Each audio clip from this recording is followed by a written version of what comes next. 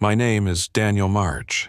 I'm a digital archivist, the kind of person who goes through old hard drives, tapes, CDs, forgotten things. People hire me to recover lost memories. But last fall, I took on a freelance job from a man named Charles F. Rowe, who claimed his father had left him a locked drive. Something his family was never supposed to see again.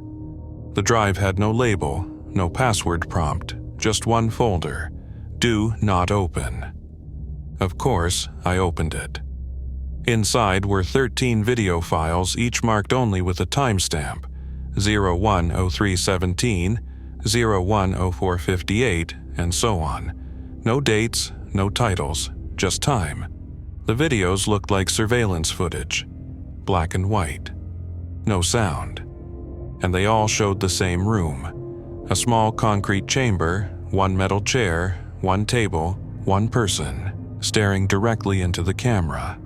Every video was different. But in every single one, the subject eventually stood up, walked off camera, and never came back into frame. Like they vanished. The files had no metadata, no source, no trace. But what scared me wasn't the content. It was the last file. It was named 011759 Daniel March, and it showed me, sitting at my desk in this apartment, wearing what I wore yesterday, looking straight into the camera, even though I was alone, even though there was no camera there. I closed the laptop, unplugged it, put the hard drive in a metal box. But now, every night at 1:17 a.m., I hear it. A sound. Not from the laptop, not from the box, from the wall behind my desk, a soft, rhythmic tapping, like someone's trying to get out. I couldn't sleep after that first night.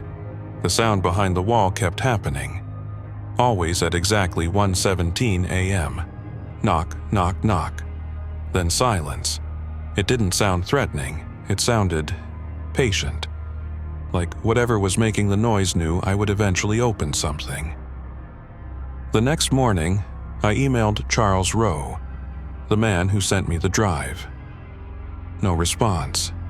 2 hours later, his email account bounced back as no longer active. I looked up his name. There was no trace, no recent phone records, no address, no social media. Just an obituary. Charles Frederick Rowe, died in 1987. But that couldn't be right. He sent me the package last week. I went back to the hard drive. This time, I didn't open the videos. I scanned them with forensic software. The analysis returned something I've never seen before. File created 01-17-19-7.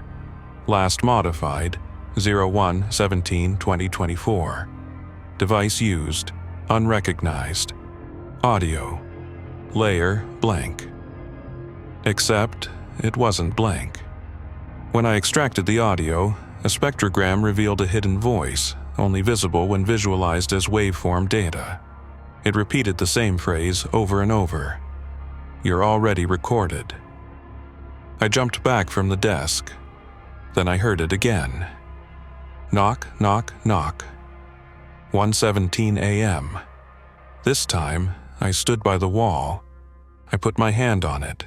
It was warm. Then a voice came through. Not from the wall, but from inside my phone. I hadn't touched it. It just turned on and played a voicemail I hadn't seen. The recording began when you opened the folder. You can't stop it now. You restored more than data. You restored access. I checked my webcam. It had turned itself on. The red light glowed. There was a new file on my desktop. 01-1759 replay. And inside it was a recording of me, sleeping last night. Only, in the video, someone was standing in the corner of the room, watching. And I didn't remember seeing anyone, because I didn't wake up. I spent the next day tracing every piece of metadata on the drive, cross-checking time codes, file hashes, anything. There were no duplicates online, but there were references. In obscure forums, abandoned Reddit threads, deep web archives. People had seen the same timestamp files, some dating back decades. Always the same naming format. XXS, always showing a room, a chair, a person, and then disappearance. I found one thread that mentioned an old Usenet post from 1999 titled, "Archivist log number 7, do not open, was a mistake." The user's handle, CF Rowe, the same name as the man who sent me the drive. I found a cached copy of his message. It read, "I copied something I shouldn't have. I watched them vanish. I watched myself vanish. The files don't delete. The files remember. If you see a video of yourself, you're already archived." I shut my laptop, turned off my phone, and for a moment, complete silence. But when I looked up, my TV was on. I never turned it on. It was showing a paused black and white video. The same concrete room, same chair, but this time the person sitting in it was wearing my clothes from today. The timestamp? 01/18/01. I unplugged the TV, but the screen didn't go black. It stayed on, flickering, and the figure in the chair started moving, not toward the camera, toward me. I ran, left the apartment, slept in my car. But the next morning, there was a new file waiting for me in the cloud backup I never configured. 01/18/01, confirmed upload. I didn't upload anything, but something is uploading me. I don't know how long I've been in here. Time doesn't pass the same way anymore. Every time I close my eyes, I wake up at the same moment. Back at the desk, the folder open, the screen flickering, and the voice saying, "Welcome back." I found a mirror in the hallway outside my apartment. It wasn't there before. When I looked into it, I didn't see myself. I saw the room, the archive, concrete walls, a chair, a table, and someone sitting in it. It looked like me, but older, tired, looping the same motions over and over again, staring at nothing. Then the lights went out, but only for a second. When they came back on, I was in the room, the one from the videos.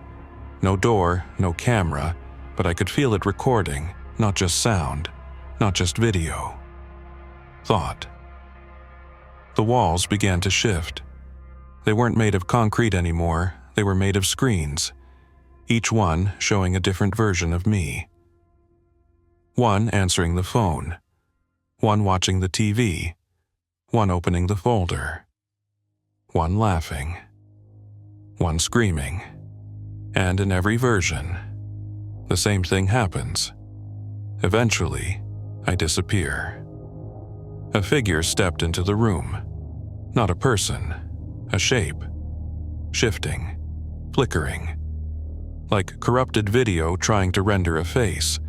It said nothing, just held out a hand. I didn't take it, but it didn't matter. Because then I remembered, this had already happened, over and over. I wasn't trying to delete the archive, I was trying to stop myself from becoming part of it.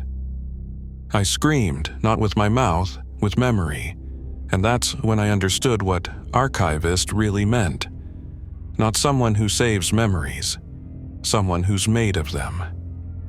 Now, when I look at my screen, I see you, reading this, looking for answers.